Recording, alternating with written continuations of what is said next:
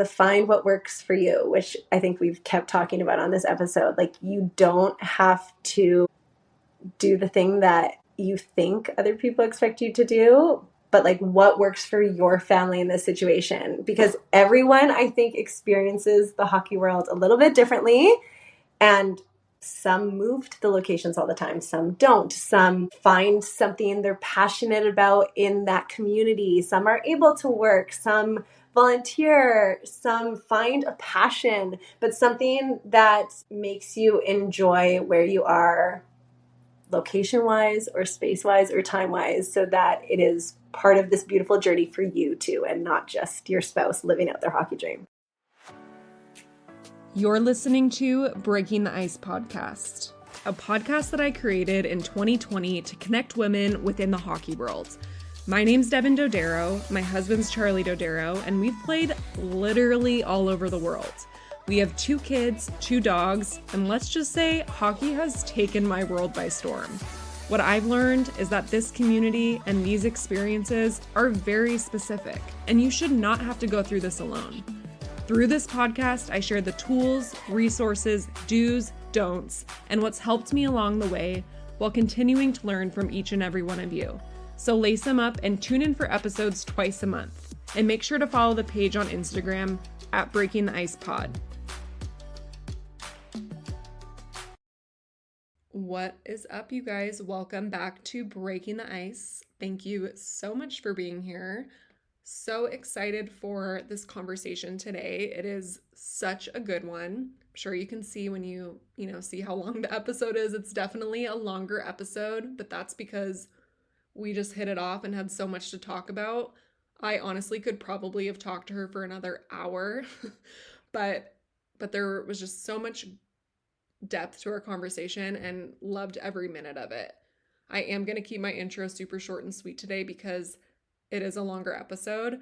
You can look up more of the specifics of what we got into in the show notes if you're interested. And I truly live for these mom life episodes, and I know you guys do too, because it's such a unique experience being a mom in the hockey life and being able to listen to these conversations. And for me personally, to have these conversations just makes me feel very heard, and also just feel connected that, there's a huge community of us that are going through very, very similar experiences. So Lauren wears so many hats. I knew I wanted to have her on the podcast. She does all the things. She's a mom of 3. Her husband is Jordan Eberle, who's the captain of the Seattle Kraken. She's a conscious parenting coach. She's a music teacher. She is the founder of the Sticks and Strings Foundation, which is a foundation that supports the overall well-being of kids. She does all the things. We get into all of it, and it was one of those conversations. We got on the call the second the video loaded. We just started chit-chatting out the hop. So I hope you enjoy. If you're listening and you're enjoying this episode, I would love for you to put it up on your story, tag the podcast. This always helps share and help me promote the episode. So I appreciate that. Have an amazing week. I hope you guys are all enjoying the hockey season so far, if you're in season, and if not, enjoying the last few weeks of your summer. Okay, let me paint a picture for you guys before this episode starts. It's the middle of the summer. Maybe you just got to Europe and you don't have air conditioning. Nonetheless, you're trying to sleep next to your hockey-playing husband, who basically turns into a furnace after the games. I used to toss and turn all night, but since switching to Cozy Earth bamboo sheets, it is a total game changer. These sheets naturally wick away heat and moisture, keeping you several degrees cooler. And for me, it means no more sweaty nights. And for him, it means he can actually sleep without kicking the covers off. And honestly, we both have been waking up feeling much more rested. I am not the only one obsessed. My friends and family who have tried Cozy Earth are hooked too. Whether it's their sheets or loungewear, it just makes everything about sleeping and lounging feel so much more luxurious. So if you're ready to upgrade your sleep, Cozy Earth is giving Breaking the Ice listeners 40% off your order. Just head to cozyearth.com and use the code ICE40 at checkout. I'm actually glad that you couldn't find the link because I was like rushing around trying to get everyone situated. I'm like, oh, thank God. I totally get you. And then I couldn't get it working on my computer, so I'm on my phone. Are you okay with phone? Yeah, it sounds fine. So that's Okay. yeah, that's all I could And ask for. and then of course you know the chaos. Then I was like, oh my gosh, my phone's gonna die because I didn't charge it at all last night. So then I was like, I need to find my charger within moving. So I'm like, where is Yeah, it? are you good though? Do you need to grab anything? Like honestly, no It's okay. I rush. got water now. I got my charger.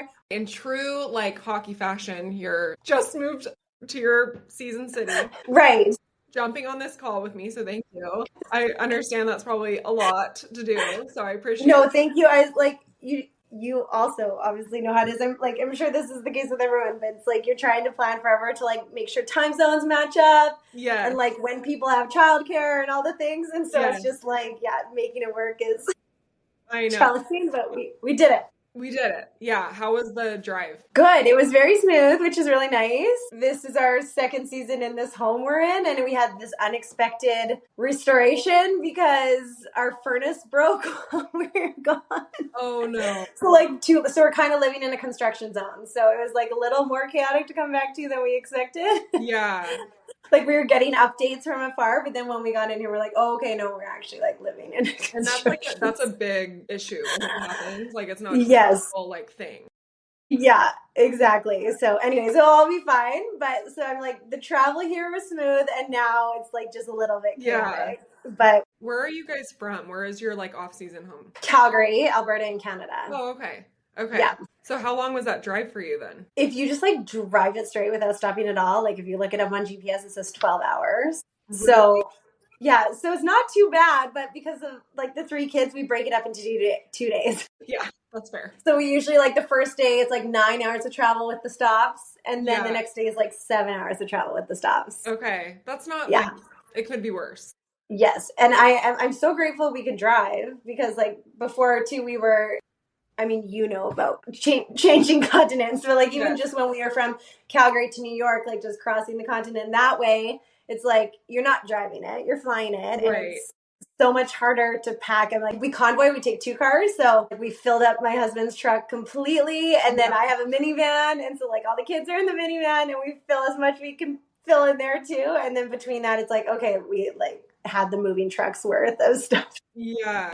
Yeah. So anyways, You so guys keep do you guys keep stuff in your house in Seattle? yes. So again, this year it was nice because we were in the same place. So like we didn't have to put anything in a storage unit or anything like that. So it really felt like a smooth move that it was just like Yeah. clothes and like kids' bikes and hockey stuff, obviously. And we're homeschooling this year for my oldest. So I'm like, I had a bunch of like resources and stuff for that. But like, oh, and I teach music and stuff. So I'm always like moving that stuff back and forth and then the foundation stuff. But like, other than those kind of work things, I'm like, we were not hauling kitchen stuff Yeah. or like unpacking all the things. So Yes. yeah, I'm totally grateful. I was like, okay, this is a smooth year. But then, yeah, the restoration is a little interesting because even like last night, the drywall kept setting off our smoke detector. So all throughout the night, the smoke detector just kept going. Oh my God. How are you sitting here today? I think I might have canceled if I were you. Yeah, I was just like, we'll just make it work. We can make anything work. Is there anything that has happened actually when my husband's been cooking in the kitchen? Like after I put the kids to bed, he'll be cooking something and there's just like so much, like it's just like high temps and the smoke alarms have come off. And it's like the most, when your kids are sleeping and something wakes them up, such as a loud smoke alarm, it is so triggering. Right. And especially multiple times, I would be Yes. mind. And my husband and I were like, hey, climbing up and like we replaced the batteries multiple times. We're like, maybe it's the batteries. Okay, maybe we try this. And we couldn't just like take it off because it's hardwired in. Yeah. So even if you take the batteries out, like it's still going. Oh my gosh. So we're Well, like, okay, we'll just all try and sleep and we'll deal with it in the morning. let's hope this gets fixed ASAP. We cannot have that happening even Yeah. one more night. So, Right. And then of course he went to train this morning. So then it was going off nonstop. And I was like, hey kids, we're just all getting out of the house. yeah, we're going. I'm starting to hear that beeping when it's not happening. So that means we need to leave the house Yeah. immediately. Exactly. My God. So, how many years have you guys been in Seattle? This will be our 5th season in Seattle. Okay. And Yeah. you guys love it, obviously, that you keep coming to Yeah. Houston. Well, first of all, thank you for coming on the podcast. I always usually start off that way, but we just started going. We're like Yeah. ready to go. So thank you for coming on. So excited Thank to you so talk much. to you. It's nice to hang out with you. I already feel like we're Yes, I hanging out. know. I feel like we're in person right now having a combo, so that's always fun. So you guys have been in Seattle for 5 years. How has that been for you guys being there and having a little bit of stability? Amazing. It's, yeah, with hockey, it's always just like we're trying, especially with our kids, we're trying to make the stability be like home is wherever our family is. Right. But it is kind of nice that our oldest is starting kindergarten. So really, like we've been here since she was 18 months, and then we've had two more kids here. So it really kind of feels like we've made this a home away from home. So we really are loving it, and we have this great created village, this community for our kids that's really nice here. So even like I was talking about homeschool, we have this whole really cool homeschool community, and we just got in yesterday, and already today we are hanging out with some of our people from that. So it's really cool to be like, oh, we missed you, and get to come back to you. Because as you know, Yeah. you create all these relationships in hockey and like in the areas you live, and then you're like, I don't know when I'll see you again. So it's really nice that we get to see them again. Yeah, for sure. Would you ever call Seattle your home? Like, say you guys went somewhere else, and like, do you feel like that connected to it in that way? Because I've heard Yeah. sometimes people like to they want to stay there like after post hockey. Okay, I was like, do you mean that you call it home? Because when we're in Calgary, people are like, when are you going home to Right. Seattle? And then when we're in Seattle, people are like, when are you going home to Calgary? Yeah. So both are Exactly. home. Yeah. But Calgary will always be our like permanent home base Yeah. because, well, one, Jordan and I are Canadian, so unless we have work visas or whatnot to live here, then I mean, all our kids are dual now, but we couldn't live here and we haven't got green cards or anything like that. But then two, like all of our family is in Calgary. Jordan and I both come from four siblings, and like almost all of our siblings and all our nieces and nephews and our parents and even all of Jordan's aunts and uncles, like everyone's in Calgary. It really is like a huge reunion whenever we go home. So Yeah. I'm pretty sure that will always be our home base. Yeah, that makes sense. But it's nice that you have a place that you feel so comfortable in, and like 5 years is a good chunk of time that you can like, know the lay of the land, make those connections, have something for yourself too, instead of like, hopping around every season, right? And especially with three kids, like you're outnumbered now. Right. So you have to be a little bit grounded in that way so you don't go totally. Yeah. And the close proximity is so nice because, like I said, it is a 12-hour drive if some people want to shoot it straight. So, like, some of our family will hop in the car and come visit us. And then it's an hour and a half flight. So, if we want to, like, if I want to take the kids home solo for a bit, we can do that. So, yeah, it's nice. Not bad. Okay. So, how did you guys meet? And where was your first season? Like, what city were you in for your first season ever in the hockey lifestyle? Okay, so we met in high school. Jordan grew up in, it's like, we kind of have a boring story. It's just like, we're just high school sweethearts. So Jordan grew up in Regina, Saskatchewan. So for all like Canadian listeners. And I've been in Calgary since like grade 4. So I had been in Calgary and his family had moved there. They had actually moved when he was in grade 9, but he stayed in Saskatchewan for a year to go to Notre Dame in Wilcox. Okay. And so then he moved in grade 10 and we spent grade 10 together. So we met each other. We didn't start dating till April. So like close to the end of grade 10. I say we met in math class. That's like what sealed the deal. Algebra 2. Him sitting in front of me in math class. And then, we started dating. But in grade 11, he moved back to Regina to go play for the WHL there. Okay. So we started our long distance relationship like pretty much 4 months. So in a way, it kind of really got me used to hockey lifestyle. Like at first I was always like, I don't know what I signed up for, or like what did I sign up for? Right. But it kind of got us into that like long distance hockey lifestyle right away. So he was in Regina for 4 years in the WHL there. So I would just keep driving back and forth to see him. It's only like an 8-hour drive. Okay. Road conditions sometimes make it a little tricky in winter, but and like I was in high school and university, so it was like just like snippets. But he would come back in the summers and that kind of thing. And then lucky enough, then when he went to play in the NHL, he went to Edmonton, which is only a 3-hour drive from Calgary. Ideal situation. yeah, so he got closer to me. Yeah. And he spent 7 years in Edmonton. So for the first 4 of those, I stayed in Calgary, finished university, was working. We had 2 little breakups in there, as high Yes. school sweethearts do. Yeah. And then his last 3 years in Edmonton, I was living there. So then I fully did the move. Okay, so you started young. You like went right into it. You didn't really know any different. So it was kind of just like this is the way it is. What do you remember what your friends thought at the time in high school when you were doing long distance as a 16-year-old? Yeah, that's a good question. I almost should ask them now. Like, what did you guys Yeah. think back then? But honestly, I don't know if they thought much of it. Like, Yeah. it was kind of probably for them, like, oh, this is convenient. Like, we still have Lauren. Right. Yeah, she's not like, going anywhere. She's here.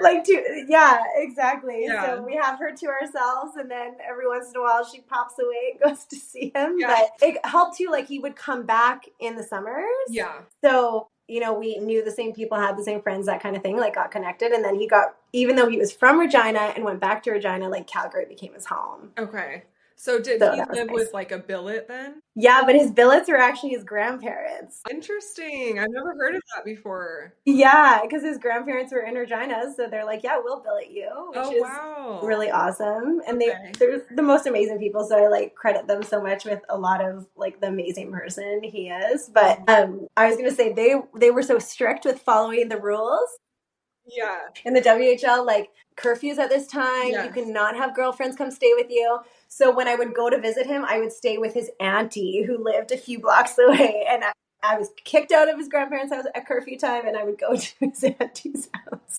My gosh. So I'm like, I'm not sure what other people do, if they're going to visit their boyfriend Yeah. long distance in the WHL, if the billets just are like, okay, we're not going to follow the rules strictly Yeah. or where they stay, but that's what we did to make it work. Okay, probably a little bit of both. I know Yeah. like Charlie has some interesting stories from junior hockey that are hilarious. But so that's good that he has like, his own family members so he can initially like relax a little bit. Because I think, I always find that just such an I mean, it's kind of like what is that? Au pair, is that what it's called? Or do you say au pair? Like the people that come to the US or you go to Europe and you stay Yes. family. I've always thought it's like interesting, but then you're also like kind of staying in someone else's house. I don't know, the whole billet thing is like Right. a whole new world to me. Like when we first got together and I heard about like the background of it, I was like, people just like house them. Like, I know. it's like, wow, I don't know. And now that I'm a parent, I also can't imagine just my kids going to live with someone I At don't 15. know. Yes. Yes, I know. I know. That's what I say too. I'm like, if any of our kids play hockey, like, I'm sorry, but they're not leaving the house at 16. Like, I don't know. Yes. It seems like those are such pivotal years. You kind of like, I know. And I'm like, what do we do? Do we move with them? Does everyone move? What do we do? thinking this far down. This is how we know we're moms, is because we think of like years down the road when they're leaving the home and they're still Yes. little kids. Exactly. Oh my gosh. Okay. So, and I was looking at his elite prospects. I'm sure if you've listened to the podcast, you've heard me say that before. I always have to like get a little lay of the land here. He was an assistant captain for a few years. And then last year was his first year as the captain of the team. And I was so excited because I don't think I've ever like chatted with, maybe once, but like with a captain's wife, because I feel like it's such an important role on a team to really create like a really good dynamic with the girls and all of that. So I would love to like chat a little bit about that and just like, what was that shift like going from being an assistant captain's wife to captain's wife and just like having that role in general? Do you feel like it's like something that, you have to really, I don't even know what I'm trying to ask. Well, we'll start with those first 2 questions and then we'll go. Yeah. Yeah. It's interesting because like, I don't know if I'm the best captain's wife to ask because what happened is actually, so Seattle's a new team. Like it's only been around for 5 years. Mm-hmm. So the first year, Gio was the captain. They're awesome. And then he left after that first year and went and played in Toronto. So then there was 3 years. I'm like, am I doing my math right? No, 2 years where there was no captain. Oh. So Seattle Interesting. didn't have a captain. We just had assistant captains. Right. And I don't know. I think I don't know. I Figuring don't it out. actually know the answer to that. Yeah. But I think Jordan played the role of captain in a sense, Yeah. he was still an assistant captain. And I feel like his energy and supporting the team was captain. And then obviously all the assistant captains work together to Right. plan the things and bring the good energy. But then when they actually named him captain, this rule happened where it's not like I was taking over a captain. Like there was a captain's wife before. It was there was this amazing group of girls that were called to plan events and do the things that a captain's wife would do. Right. And they were already doing that. So then when Jordan was named captain and they said to me, do you want to take this over? Do you want things to change? I'm like, no. If you guys are called to it and you're happy to do it, that's great. I also feel like I have so many things going on that I'm like, I don't know if I have the capacity to do that. And I don't want things to fall through the cracks. Yeah. And I also I always have my kids with me 24/7. So I'm like, unless you want me to start planning girls events that are only kid friendly, you probably don't want me to be the ones planning events. Totally. But so I think my role didn't change in that regard. I'm Jordan's the captain and he's doing his thing. And then all of us girls, everyone can do what works for them and what they're called to. Yeah. But I also just feel like a big part of it is just the trickle down energy, being welcoming to everyone. Yeah. And checking in with everyone and being a positive energy when you are in the room. So I hope I bring that to the table. I can already tell you do based on your energy now. So thank you. Yeah. So do you guys start on a team? Is there obviously there's probably been people that have been there for a while. You have a group chat with each other. When people come and go, how what does that look like on your guys' team? Do you add people into the chat? Do you reach out to them? How do you start that initial conversation? Because I have gotten a few questions this year, before the season started, how do I get in touch with other people on this team? So how do you guys do that on your team? Yeah, again, because there's such a good group of assistant captains' wives or just people again that are called to adding. If somebody heard a trade happened or a sign happened, I think people just kind of jump in. Sometimes it's me, but a lot of the time it's other people. Finding them on Instagram or reaching out, or someone played with them before and knows them and they contact them and they say hey, what's your number? Are you willing? Do you want to be on the group chat? Let's add you in. And then so-and-so will add them in and say hey everyone, this is so-and-so. And then all of us are hi, can't wait to meet you. Can't wait to welcome you to Seattle. And then add your name, so everyone can save their numbers. So I feel like it usually happens pretty quickly and pretty easily.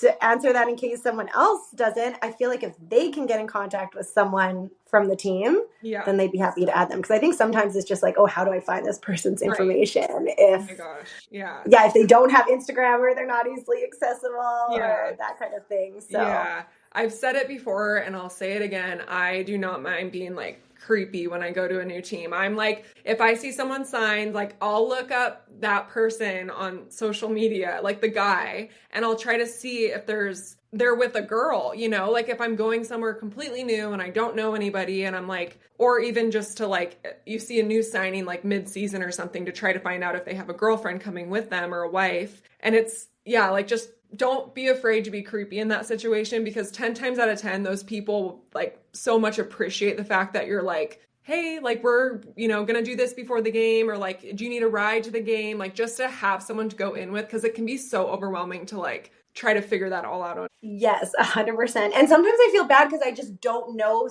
movement has happened and I don't know there's someone to reach out to. On both ends, just don't feel bad to reach out. Yeah. I also feel it's easier now than, so this is my math. I can't remember now if this is our 15th year or 16th year in the NHL, but it's been a lot of years. So back in the day when we were in Edmonton and Jordan and I were not married yet, and I was traveling back and forth from Calgary to Edmonton all the time, but that would be weekends, sometimes who knew I was around, that kind of thing. And Jordan didn't know what was going on. and there probably wasn't even group chats back then. They Like, I don't even think what's going on still. yeah, like I don't even think that was a thing. But like he didn't know that like he had to ask for a pass for me to like go into, because in Edmonton they have a family lounge and a wives lounge, and like you need a separate pass for the wives lounge. Okay. And which that's the only team I've been on that had that dynamic. But I'm like, he needed to ask for one. It's like I couldn't go ask for one. And he didn't know this was a thing, and I didn't know this was a thing that he had to ask for. It was like all jumbled. So I'm like, if you can reach out to someone and be like, hey, this is how it works, because sometimes a guy starts dating a girl throughout the season. Yes. And they also don't know how this works. So like to reach out to them and be like, hey, like, again, do you want to come in the group chat? Do you want to come to these things with us? Like, where are you guys Yeah. Isn't it interesting too how it shifts like the older you get? Because like the longer I've been in this lifestyle, and obviously it's like changed from team to team that we've gone on, like just kind of like policies or like how you go about your business. But like I feel so much more confident now, like just the longer I've been in this lifestyle, to be like, okay, no, this is what we do, or this is how we figure it out. But I remember like early on, just like if Charlie would like get called up or something or traded and like it's a totally new team, he'd be like, I don't know what. I'm like, well, I don't know either. So like we need to start talking to some people, because like how are we gonna figure this? Like where do I even walk in? Like even that, like where do I go in? Like how do I find where we're supposed to go? Well, I don't Yes. know. I'm like, okay, well, like I need to get someone's phone number, because I do not want to be like figuring this out by myself. So Yeah, because it's not the same everywhere. Everywhere has a different way of doing it. So it's like if you're too scared to ask the questions, which at the beginning, for sure, yeah, everyone is, you're like, right. Exactly. then, yeah, how do you figure it out? Yeah. Ask the Well, questions, don't be shy. that's so nice that you have like such a positive, welcoming group, because that's major and that makes all the difference. So it's good that like you have so many people, and that way you don't feel all that pressure on yourself, because obviously you wear a lot of hats. You're busy, you're mom. It's like hard to, be coordinating that. And it's also like, but it's not really something that you like signed up to do. Like, and it's such a honor to be like the captain, of course. And like, but it's like as a wife, I think that there's this kind of unsaid expectation or role that you kind of have to be like the leader of the girl group and like be the one coordinating everything. And so sometimes like you said, if you have so much going on, it's sometimes like, this is a lot of pressure now. And I don't know if I have the time for it. Yes, no, you've worded that perfectly. That's exactly what it is. Because the girls have lives too, and yeah, it's just like I think Yeah. in the NHL too, it seems like there's quite a bit that needs to get coordinated too. Like you guys have the wives fund and like the birthdays and all the celebrations and the events like the charity, all of that stuff. It's a lot. Yes, totally. And that's why I say, like, if they're called to it, go for it. Because some people are really great at planning an event, and some people are really good at organizing the fund. Yes. And some people are really good at, like, making sure that anyone we need to send, like, trade gifts to or Christmas gifts to or whatever, that's taken care of. So it's just, like, nice when there's people that want to do it and are really good at doing it. What is a trade gift? We usually send a gift to people if they get traded. So every team kind of has a different, like, thing maybe that they do for it, but it's literally like if you get traded to a different team, it's kind of a goodbye, we miss you. Okay, goodbye. Not if someone gets traded to you. No, yeah, so then they would get a trade gift from another team, from the team they got really traded nice. from. I haven't heard of that before. That's super thoughtful. Yeah. Okay. I know, isn't it interesting, the things that like are just like commonplace in a certain area, and then it's very interesting. I like that idea though of like having a fund. Like obviously different leagues and stuff, like there'd be different amounts, but even just at the beginning of the season, like okay, everybody put in like X amount of money and like let's try to make some things special, like if someone's getting married or like having a baby or birthdays or like anything, just to have a little something that's like from the group is so nice, especially when you're living away from home. Yes, totally. I remember when we were first in Edmonton and I was like, oh my gosh, I'm on my university budget and this stresses me out. Giving it to this fund, and I'm coming and going, and like I'm not going to be in most things. But now, like when you get into it, you're like, okay, no, really nice, yes, to Yeah. know like these few things are covered and Right. we are going to make a bachelorette special for you because you're away from home and who knows what that looks like for you, or like we are going to have a baby shower because like we are your village Yeah. here, you know. Yeah, exactly. Okay, so and I want to get into motherhood. That's like obviously one of the main topics we're going to talk about today. You're a mom of three littles. Where were they all born? Okay, Collins was born in New York on Long Island. Okay. And then Deacon was born in, so since we lived in Seattle, we lived in Seattle, we lived in Bellevue, and we lived in Kirkland. So we just like moved to different, Okay. they're all cities, but Okay. like just Yeah. little towns around it. So Deacon was born in Bellevue, and then Landon was born in Kirkland. So they all have different birth certificates. Okay. There you go. Yeah. Well, I have something funny to tell you because I was like creeping your Instagram obviously before our call this week. We have very similar name style. I like all of your kids' names. They're actually all on my list. My dog's name is Deacon. Oh my gosh, no way. And this is like super creepy and embarrassing that I'm asking you this, but was your youngest born on November 25th? Yes. Okay, that's my son's birthday. How Stop. crazy is that? Like, I was like, this is like one of those. We're very Yeah, connected. I was like, we're very connected. This is one of those weird things. So, anyways, I had to tell you that because I was like, wait, what are the odds here? As I'm like gonna ask you about all these mom questions that like we have those similarities. So I love that so much. And also, one of my favorite episodes of yours was the spirit baby. Oh my gosh, was it Emily? Carly with Carly. Carly, Yeah. thank you. The Yeah. spirit baby one, because I was like, oh my gosh, I'm so into all of that too. And I've had Same. spirit baby readings with my babies. So when you had that one, I just had all the feels. Yes, I love that. Okay, so you guys obviously were together high school. You've been through it all. You had kids in the lifestyle. How has that shifted for you, mom life, while like the long road trips, trades, signing, like how have you stayed grounded through it all? Yeah, I think, again, like I was saying, one of the good things for us is that we've been either long distance or like in this hockey lifestyle for so long that I'm used to being solo a good chunk of the Yeah. time, majority of the time. Yeah.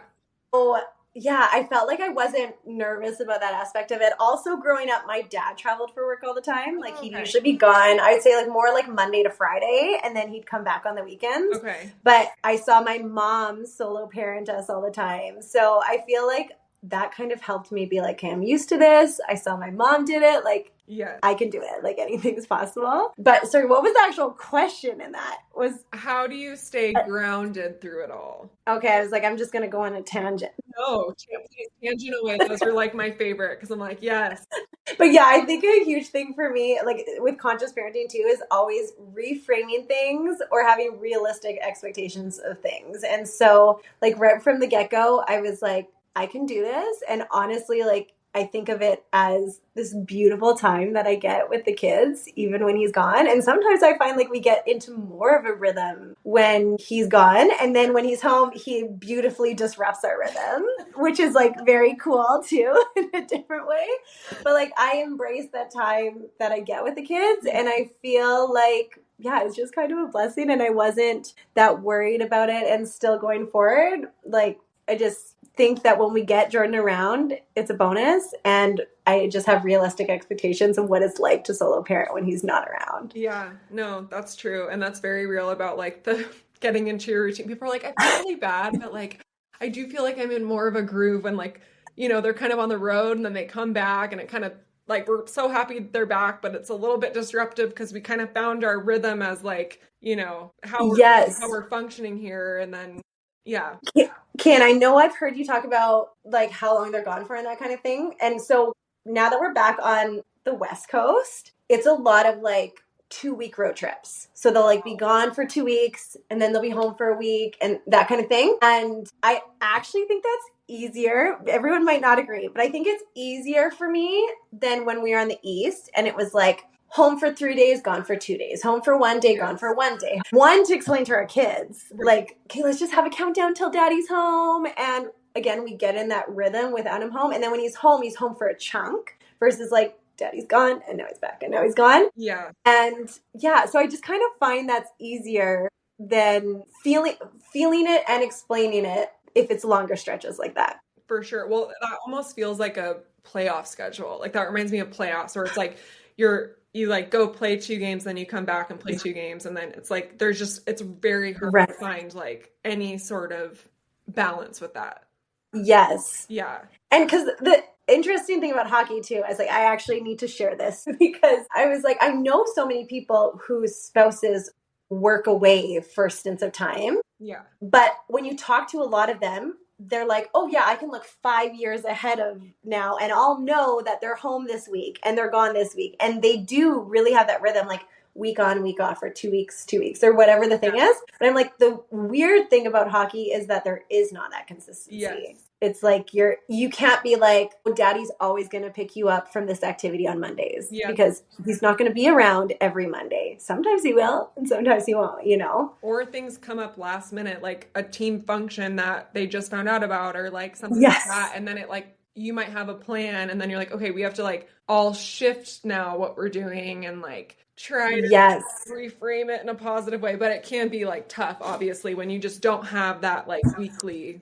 Yeah. Yeah. It's like now that we're riffing on this, that is actually my answer. I was like, I would have never called myself a flexible person. Yeah. I feel like that's also hockey wife vibes is being like type A and being a planner and all the things. And then when you're in this lifestyle, you're like, I just have to be flexible. There's just no way around it. And I'm going to enjoy myself more if I'm flexible. So I feel like when Jordan got traded from Edmonton and we had to go to New York, I just like balled because I had set up my business so well in Edmonton. Yeah. We were a 3-hour drive from home. I could like buzz home quickly and go to my nephew's birthday party. You know, like it was just so kind of it worked for you. Easy for me in a sense. Yeah. And then when he got traded, I was like, okay, all of that was dismantled and it was a really hard shift. And then after that shift, one, move my businesses around to be more flexible, but then just my mindset became more flexible. And after that, I'm like, we can do anything. Like we can make anything work. We can go anywhere. And so I've kind of just like had that mindset now going forward. And that's actually, I think, what's helped keep me grounded. It's like anything's possible. Yeah. Well, that's good to have that mindset. If you don't have that mindset, it's like a kind of a grind because then you just feel like you really just don't have any control, right? Like in capacity, you have to just kind of like expect things are not going to go like according to plan, you know, and kind of like, I don't know, some girls will say like when the season starts, it's like, I just know, you know, it's going to mainly be on me and I just kind of have to like figure out my schedule and how I'm going to go do things. And if he's going to like be there and be able to come to that, great. But otherwise, like this is how I have to plan for my own mental like space. Because if you think like, oh, they're gonna come for sure, and then like something happens, then it's like such a letdown. So you kind of have to just, and that's something like I still have to work on for sure to this day, even as long as I've been in this lifestyle, to be like, okay, you know, let's not rely so much on this. It's because it's not like that. Like in season, it's just not structured. Totally. It is, but it's not. Like they have their structure within their team, like lifestyle wise, there's no structure to it. 100%. And even like you're saying the last minute things, like they get their schedule maybe a couple days before, but usually it's like the first of the month and they get it for a month. Okay. So it's like, even for work things or booking doctor's appointments or whatever, if you try and be like, oh, I'm going to book a few months out, you do that and then you need to shift it again. Or like, what time is the bus leaving tomorrow? Oh, they haven't told us yet. Okay, great. Yeah. Right. Cool. Totally. Awesome. What time's the flight? Yeah, they haven't sent out the itinerary. Oh, all right, cool. Yes. Rolling with the last minute stuff. It's great. And you're like, can you just send it to me too? Like, can they not send it to you and then you have to send it? Can you just send it to me? Exactly. But yeah, I used to always say like there is a hockey Jordan and then a summer Jordan. But now I'm like, okay, no, there's even like a season Lauren and a summer Lauren. Yeah. Like everything just shifts in those 2 periods of time. Yeah. So what's the difference for you? Kind of like that consistency. Because like when it is summer, and you know what, this has mostly been like since we've had kids because it's made us like more of a team that we do these rooted things together. But I'm like, during the summer, we know like, okay, this is date night. This is our family day. This is these are the times I work, these are the times you're training, and like it's very rhythmically structured throughout the week. Yeah. So that we know what's up. And also like we have our family village in the summer, so we can do things like date nights. Well, I'm like, I know the season starts and like those things are not happening. Yeah. I'm pretty much like, yeah, solo parenting, and then we're working in these little bits where we can, but I'm not kind of relying on that structure for him. I'm trying to create like the structure within like me and the kids.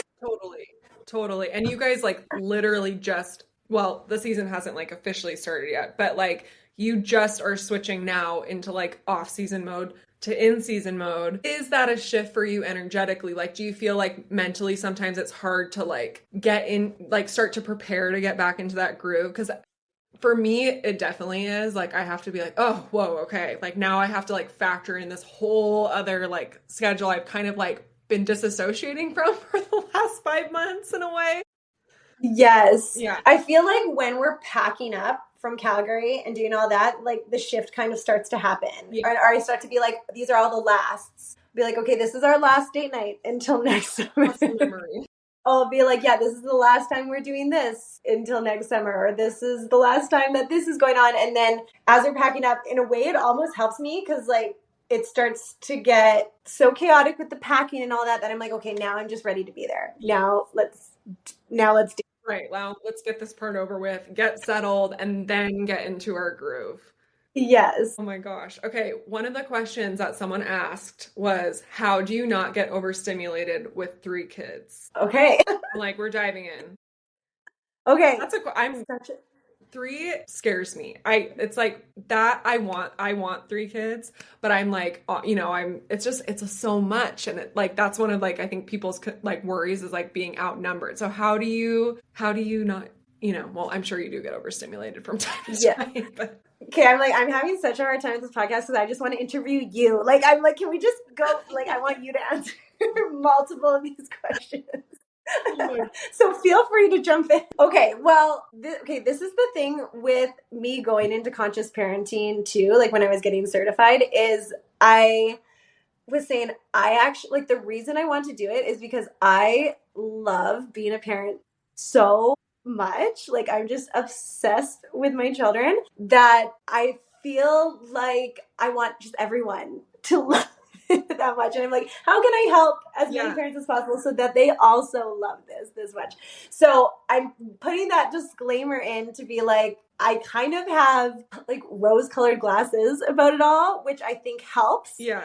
But along those lines, I think, again, it goes back to like those realistic expectations. Right. Because when you think, like, when you start thinking the opposite way, like, oh my gosh, I'm so touched out, or oh my gosh, they're driving me nuts, or oh my gosh, they're so loud, all those things, then all those things are going to be true. Yeah. So I'm always like, it's not toxic positivity to be like, oh my, like, I'm loving this right now, or I'm embracing this, but it's just like realistic. Yeah. Or how can you do something to shift the environment to make it work for you? So if they're too loud, the saying, if the kids are bouncing off the walls, remove the walls. Yes.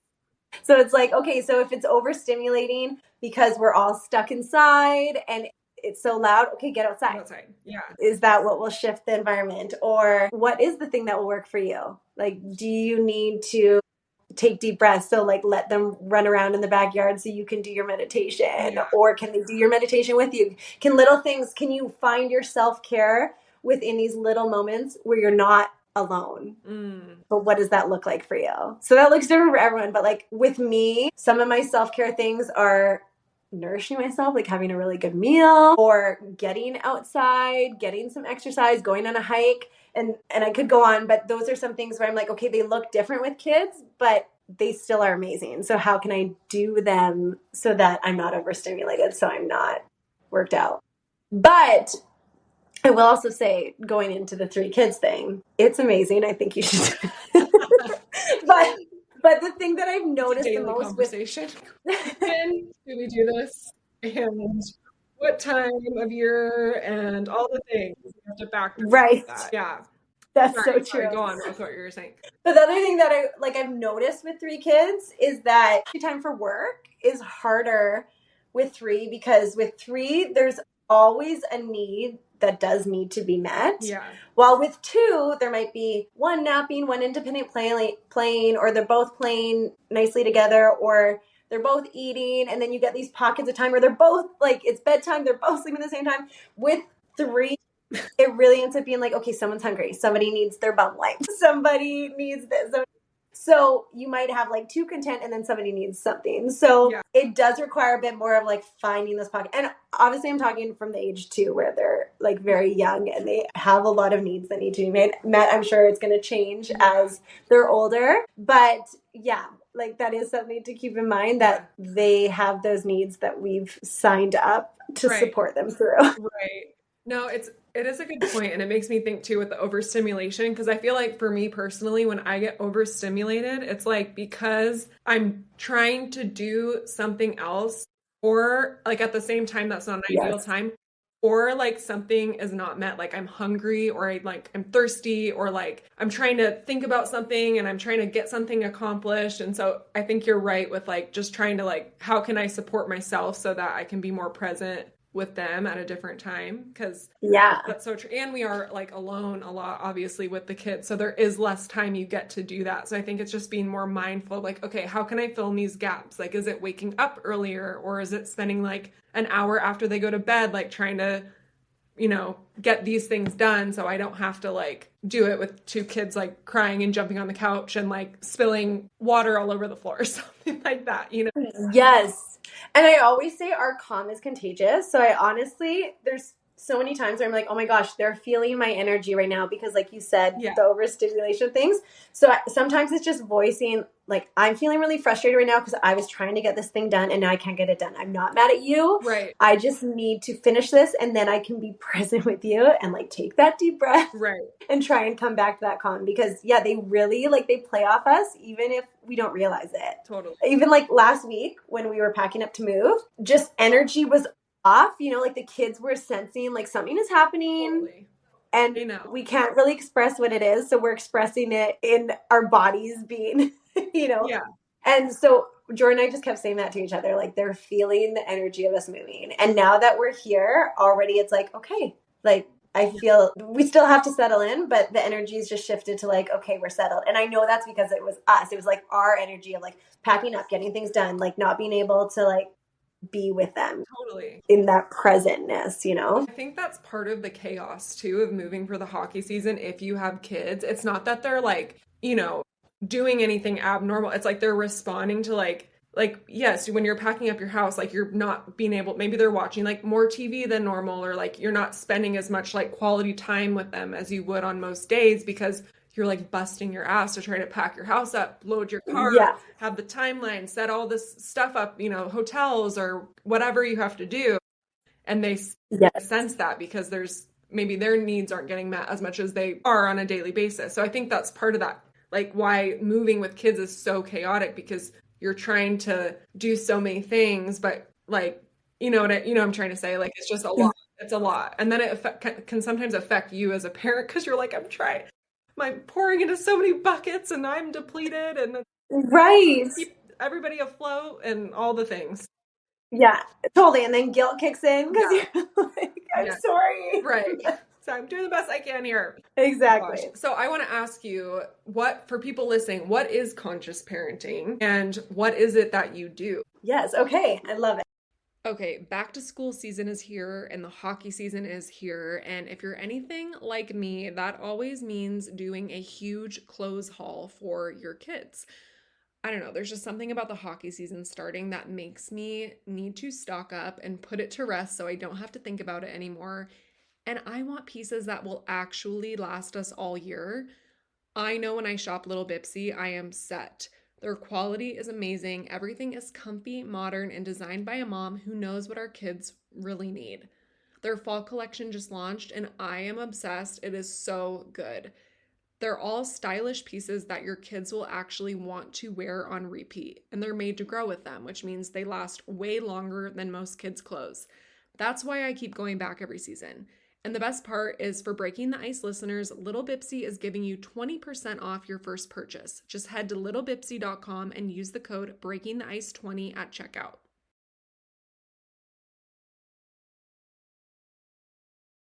I could talk about parenting all day. Yes. But yeah, so conscious parenting really focuses on the relationship and connection. If you come to one of my webinars or whatnot, I just say connection, connection, connection. Like you're really focusing on connection. And the simplest way I can explain it is like, let's say your husband asks something of you. Are you going to want to do it for him or like listen to his request if you guys are in a good place and your relationship's going great? Yes, you will, right? Because you're a team, you're working together, you're connected. If you guys are in a rough place, you're going to be like, no, I'm frustrated at you. Right. Like, no, thank you. Don't ask anything of me. And that's the exact same with our kids. So when we're connected to our kids, they're going to want to have a great relationship with us. They're going to want to listen to our requests. So it's connecting, learning how to connect, learning how to work as a team, and figuring out how you can pay attention to what's going on and what the why is behind all of your actions. So, that's the other thing that I always say is like, what is your why? Because sometimes you can get a kid to do what you want, quote unquote, in the moment, but is it meeting your why? Is it meeting for what you want for them in the future? So that's like the simplest way to explain what conscious parenting is: being literally conscious about your choices and what's going on around you and making sure that you focus on the connection in the relationship. And so what I do work with one-on-one clients, but because of the craziness of the schedule, a lot of what I try and focus on now is doing webinars, and then I have a membership. So people that are in the membership, they come in monthly and they get free access to the webinars, and they can contact me with questions or whatnot at any time. And then they get the whole back end of like every webinar. We have some mindful minis, Q&A section, and that kind of thing. So that's so awesome. So like what are some typical people that come in to see you? Like they feel like they're missing that in their life. Like what are your typical clients like? It's honestly such a variety, because it's some people that are already quite conscious and they're just trying to be more conscious or work on little tiny issues that are coming up where it's like, okay, their child is struggling with this skill, or they're struggling with that boundary, or they're just trying to form a better connection with one of their kids because that seems off, that kind of thing. Yeah. So like I said, there's such a variety because there's every topic under the sun that people would want different insights about, because, like none of us are perfect parents. Right. Right. I always say it's like funny being a conscious parenting coach, because I'm like, I feel like people are trying to like catch my kids not doing something perfect, and they'll be like, and I'm like, I do not have perfect kids. I'm not a perfect parent, right, but I'm just interested in it and wanting to help people, enjoy it and learn from it. I love it. But yeah, so it's kind of a variety. And then there's a lot of people too that have struggled with things in their own childhood. So if you've heard of like your inner child, like trying to work with that, because a lot of our triggers that come up as parents are because of something that happened in our childhood, or a way we were raised, or something we witnessed. 100%. And we're either trying to change that or like find the relief in that from ourselves so that we can parent differently. Yeah. I love that so much. That's really awesome. And I love that about this generation, because I feel like we're just so much more like, we have so many more resources. There's so much more out there on how to do things differently than they were in the past, if you know what I mean, just with like the generational like differences and how parenting used to be back then versus now. And I love that you're, supporting other parents that want to build a better relationship with their children. That's really, really cool. Thank you. Yeah, I think it's so cool that people want to, because you're right. We do know so much more now, even the brain science behind how certain things impact our kids when it's done to them. It's like, we know that now. So once we know it, we can make a change. And also, you probably heard the thing like, this is our parenting journey too. So why not enjoy it the best we can? Yeah. And I think it's so great that this generation does want to make those changes. Even like sometimes generations like older, they're like, oh, this is just how it is, or this is how I am. And they don't really like have that drive to change. Whereas I feel like, we see things like, oh, like I don't love that, or I didn't love that growing up. And like, how can I do things differently for my own family? So yes, absolutely. Really cool. With having 3 kids, obviously they're all different personalities, I'm sure. Seattle, like you've been there for so long, so it is kind of like their second home, but you guys are still leaving like your family and your friends from Calgary. How has that transition been for your kids as they've gotten older. Yeah. My husband and I were literally talking about this last night. Yeah, I'm sure. Because it was hard to leave, and my oldest is like absolutely best friends with her cousins back home. So it's really, really hard to say goodbye or see you later, I should say, because it'll be like, until we see you again. Right. But we're also kind of in a little bit of that sweet spot. So that's what we were talking about. Like, our oldest is just starting kindergarten. Yeah. So we're her home, right? We're her safe space. And it's like, okay, she has friends here that she can come to, and then friends and cousins back home that she can go to. And even like moving homes, we were like, oh my gosh, this feels like a home swap. You know, it's like, right. Yeah. So everything felt new and exciting when we came in. But it will be interesting to see as they get older. If you have people on with older kids, please ask and I will take note and listen. But yeah, I feel like once they get into that stage where they're really into their activities or their sports or their school or their friends, that shift is a little bit harder. Growing up, I actually moved quite a bit too. Okay. I was the youngest of four though. So by the time I was in grade 4, like I said, we got to Calgary and then I didn't move again. Okay. But like my older sister was in grade 10 and she had still been moving a lot up to that point. So it is interesting to see like how resilient, I guess, you have to be when you're making those shifts. And there's lots of positives from it. Like they do have the ability to make new friends easily and pivot and be flexible. Mm-hmm.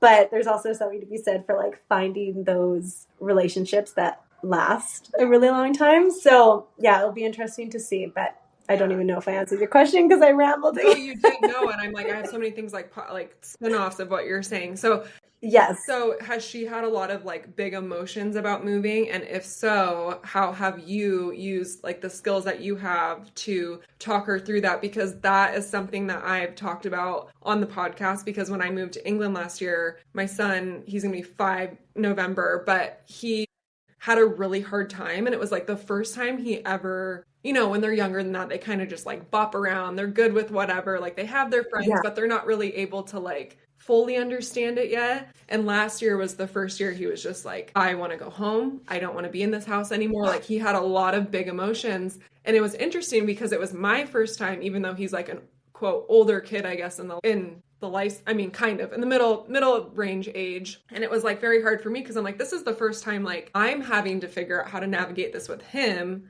because I'm having a hard time too. But how do I, you know, support him through that? So I guess my question is like, for moms that are listening, maybe their kids are a little bit older and they're connected to home. How can they navigate like these big changes? Because they are big changes.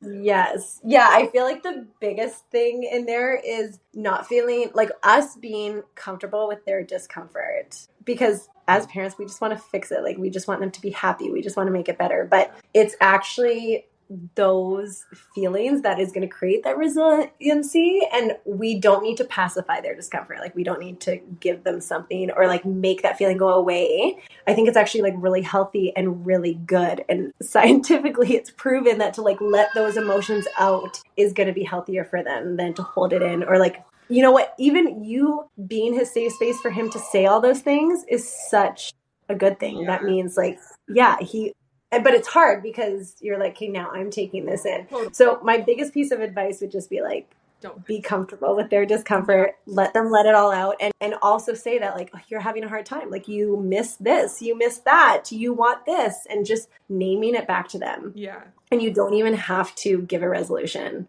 But then after a while, there might be a point where it could be like, what would make this next place exciting for you? Or like, what would help you? And then them coming up with some solutions. So maybe there are some like snippets of time that they're excited about, or like a really cool thing. So even coming back here, and I know we're coming back to the same place, so it's a little bit different than a new place, but leading up to it, we were talking a lot about like, what are you really excited about to do in Seattle again? And so like she named her things, and then we like scheduled them in, and these are things that we're starting even tomorrow. Like what are some things that you're excited to do that are going to help you with that transition? So I would say those are the main things. Did you start talking to her about that like leading up to the move? Like how far in advance did you start talking to her about that stuff so that she could start to, you know, get excited for those things? Yeah. Here's the thing that's tricky with multiple kids is everyone's going to be a little bit different. Like my oldest really likes to have as much information as possible. She loves to know the schedule. She loves to like talk about it again and again and again. Yeah. She loves the anticipation of things, while we'll see with my younger ones, but I know like with some of my brother's kids, like that anticipation is just going to cause them anxiousness, and like they don't want to know a lot about it. They kind of just want to be like spur of the moment. Okay, now we'll talk about it the day before. Yeah. That kind of thing. So I think it's like knowing your kids and knowing what's going to be best for them. So yeah, with my oldest, like endlessly, like I feel like Talking for weeks and weeks, but we could go even longer, but like for weeks and weeks we were talking about it and kind of anticipating it. Yeah. So that she had that buildup in a sense. And then the other way too, right? Being like enjoying all those lasts. Right. So that she could like kind of embrace them a little bit. Yeah, that's so funny. That's exactly how like he'll wake up and be like, "What day is it today? Like, what do we have going on today? Like, do we have this today?" Like he wants to know everything, like the lead up. Where are we going? What is, like, if it's a new place, I kind of say, okay, we're gonna walk in and mama's gonna drop you off. Like I have to talk him through each thing, and it helps him feel really secure. So I've learned that over the years. So now when there's something happening, like if the season's starting or we're getting ready to go somewhere, it's like, okay, like next week we're going to get on an airplane and we're going to be on a long airplane ride. Remember those really long airplane rides? And it's going to be really tired. You know, you have to like really talk. And then he might ask questions like once a day about like, you know, leading up to it. But at least he like, I don't know, for him, I feel like it helps him just grasp what's going on in the way that, you know, a 4-year-old would. Yes. And I don't know if your son is into role playing, but my daughter is, and that helps so much. Because let's say it's the airplane example, we'll be talking about it, and then she'll want to play airplane, and then we'll like set up the seats and we'll play it and we'll practice all the things that would happen, and it helps them practice but also helps them process. Yes. Yeah. I've read about that, and yeah, that's a really smart idea for people. I even found, like, I don't know if you use ChatGPT ever, but before last season, yeah, I think it was last season, I typed like what was happening with our family, like we're moving to England, and like, you know, my son like kind of not sure about it, and I mentioned some friends here, could you add them into the story? And it wrote me a whole story. Like Crosby's grabbing like his Mr. Dog and Mr. Cow and getting on the airplane, and he's waving bye to his friends, like Mace, like it was like the cutest story, and it was like he loved it, and it helped him hearing it as a story process what was happening. So I thought that was so cool that they could do that. Yes, that is genius, because I'm always like, books are the best thing to teach kids everything, and that's a book essentially, but he's in the story, right? Yeah, I love that. Yeah. What does your game day routine look like with 3 kids, getting them ready to go to the game? Yes, okay, it's a lot. What's that? I said spill your secrets, help us. Yes. Okay, so I wish every game was a day game. That would be the dream, because day games are just like the best. Yeah. Because you go and you have a good time, and then everyone can like get to bed on time. Right? We're not midnight bedtime. Yeah. Yeah, but yeah, the late games is like, it's a lot, because you prep that day for the game and then you pay the price a little bit the next day because everyone's a little exhausted. So I feel like you need to like dial it down the next day. Yeah. But yeah, so if it's a night game, like 7:30, 8, any of those, we usually get out, wear ourselves out in the morning with whatever we have scheduled, that kind of thing. And then we'll have lunch. We'll try to, if it works out, at home, because that's the only time we pretty much get to see Jordan. Like we'll get this little small pocket of having lunch with him. And if we miss that, then we don't see him. Yeah. So we do that. And then my kids don't nap, like other than my youngest, who's just 9 months now. The older two don't nap, but I pretty much am like, if you want to go to this game, you guys need to nap. So we do some sort of nap quiet time, hopefully. And that usually then lets me get like a little bit of work done, maybe, but depending how I'm juggling the 3 different naps. And then Jordan will usually like be up and getting ready to go after that pregame nap. Yeah. And then I'll get the kids ready. And then at this point, they're like super eager beavers. And they're like, we just want to go to the game now. Early. So I'm usually like trying to be like, okay, we got to do one more activity at home before we go. Because like the doors are not even going to be open yet. But then we go to the rink and we are the earliest ones there always. Okay, so you're like like the minute the doors open, like we're there like an hour and a half before the game starts. Wow. That is a long time for you. Mostly because they're really excited, but then also because I'm like, that is our sweet spot. Like, they're still well rested. They're so excited to be here. Like, we're running around the rink, Yeah. doing that kind of thing. And then, yeah, they make it in time for warm ups because a couple times we have not made it. And then Jordan's stressed, like, is everything okay? Like, he Right. goes to the bench and he's like, can someone contact Lauren and make sure everything's okay? Because she's supposed to be here. Yeah, you can imagine that you're like So, looking up, like she. yeah, so I'm just like, I make sure if he thinks we're coming to the game, we are there Yeah, at the glass so that he's not worried about us. yeah, that's sweet. So yeah, then we go to the glass, watch warm-ups. The kids get their puck, which is like their favorite part and their sweetest little memory. And then we'll stay for as long as we can. Sometimes it's a period, sometimes it's two, sometimes it's the whole game. Usually we try and sneak away a little early so we don't get stuck in traffic forever and a day. But then, yeah, no matter what, we're home before Jordan. So I'm getting all three kids to bed, exhausted and rowdy. And Yeah, and they're up at the same early time the next morning, no matter what. right. 6 a.m. wake up. Let's go. Yeah.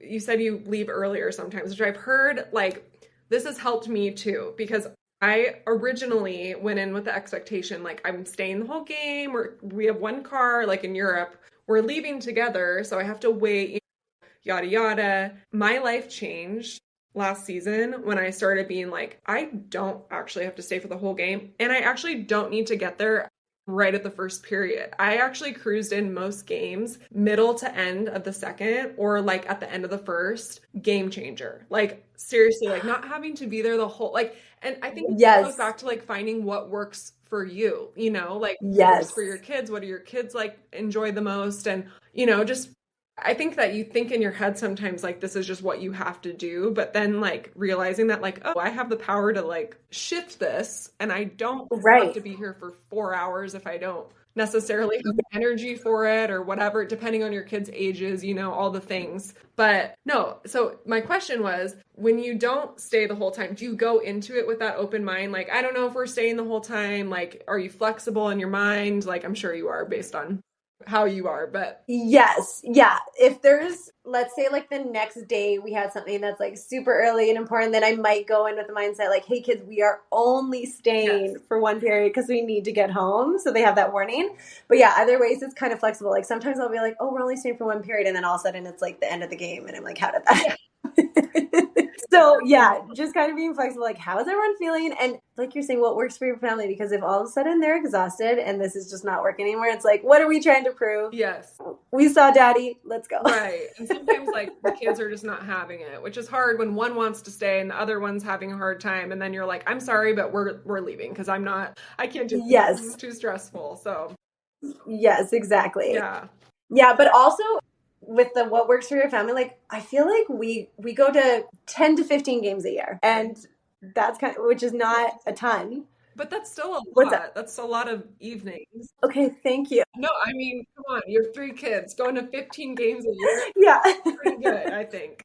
But yeah, I feel like it's that commitment of being like, okay, we don't have to go to all 42 home games of the regular season. Like, it's fine. Let's go when it works for us, when it works in the schedule, and like when they're going to be at their best. Yes. Yeah. And that's enough, I know. When I first had my daughter too, I never went to the games because I was terrified to go the whole time with like a 2-year-old and a newborn. I was like, there's no way. But I wish I had that mindset then, because then I would have totally just gone for warm-ups, like so that I could see them and then go. But I was like, oh no, this is way, I just didn't even think that was like an option for some reason. Right. Oh. Well, and see, for me, that's why I like going that like hour and a half before, like right when the doors open, because I'm like, even if all we stay for is warm up, like this has still been a full activity. Right. Like we've been here for a couple hours. Exactly. You're breaking up the day, getting out, changing up the scenery, sparing the destruction of the house. It's exactly all good things. And then I want to be mindful of your time because I just realized I'm like, oh my gosh, it's 3:12. I could probably talk to you for another like 3 hours, honestly. We'll have to do a part 2 sometime, but I do want to get into your foundation. So I'd love for you to share about that with the listeners. And I'll also put it in the show notes if people want to check out the website, how you got into it, what it is, anything that you want to share about it. Great. Okay. Thank you. Yes. Yeah. So that's another great thing about hockey is like there's always options to volunteer, and like there's so many great causes. And for the teams we've been on, they've all had wonderful foundations. So like we've been able to be hands-on and help where we can. And so we've just had the opportunity to do that. And then when we got married, we asked for in lieu of gifts for people to donate to the charities that were important to us. So that's kind of just always like been on our mind, because I've always loved the saying, like, if you're blessed, build a longer table rather than a taller fence. So I'm just like, how do we do that? You know? But when Collins was born, our oldest daughter, like distinctively remember this moment that I was sitting and reading to her, and we were by her bookshelf. This moment makes me cry, like literally every time I say it. I've said it 1,000 times, but I'm gonna start crying again. Because I just remember looking at her bookshelf and being like, she has every book that she could want. Like she has a whole library, and some kids don't even have one book that they could call their own. And it just seems so unfair. And I'm like, our kids are given these opportunities to have books or go play a sport if they want to, or learn a musical instrument, and all these things that I think create a well-rounded upbringing. And how can we make that accessible for more kids? So we just kept thinking about that, like what would that look like? And then I was talking to my brother about it too, and then we dreamed up this foundation. So that's what it came to be. So my husband and I started the Sticks and Strings Foundation. So I'm a music teacher by trade. That's what I went to university for and everything. And then Jordan obviously plays hockey, so that's where the Sticks and Strings come in. But we came up with 5 pillars. So our pillars are some of that I said: sports, music, reading, and then the outdoors, and then helping parents in need, because that's obviously where it all starts. Right. So that's what we try and do. So over the last 3 years, we've raised our own money, 1 by donating ourselves, but 2 by holding various events and raising money with a group of people and getting the word out there. And then we're able to grant to initiatives that cover those 5 pillars throughout the year. Oh my goodness. That is amazing that you guys did that. And I love the whole story behind it as well. And that's just very meaningful too. Has the team been able to be involved in that as well? Yeah, they really like spread the word, which is really nice. Yeah. And when Jordan had his 1,000th game, they made these shirts to help also raise money for our foundation, which was so nice. So little things like that. And actually, September 11th, there will be an event here in Seattle put on by, it's called the Ladies of the Kraken. It's a fan club here in Seattle, and they're doing their own event. Okay. But Jordan and I will be going with the kids. And they're like putting it all on and helping raise money for the foundation. So I just feel like even the Seattle community has helped spread the word and do some good in the world because of it. So I'm so grateful for that. That's so cool. And if anybody wants to contribute to your foundation, how can they do that? Just through your website? Yeah, so they can find it through me. So I'm Lauren Rodych-Eberle.com, but there's also sticksandstringsfoundation.com. Okay. And they can donate right there, and then they get a tax receipt, or they can see how they can get involved. So like we always need volunteers. We always need spreading the word. Okay. We have events. Our events are usually in the summer around the Calgary area. So those are the ones we put on. Okay. So people can come if they're close by. That's always great too. But yeah, any of those things is so helpful. Okay, amazing. Well, thank you so much for sharing. And then on this note, I want to ask you, if you could give anybody advice in this hockey world that might be listening to this episode, what would it be? Okay, I love it. I mean, I feel like it's going to be so cliche, but can I say 2 things actually?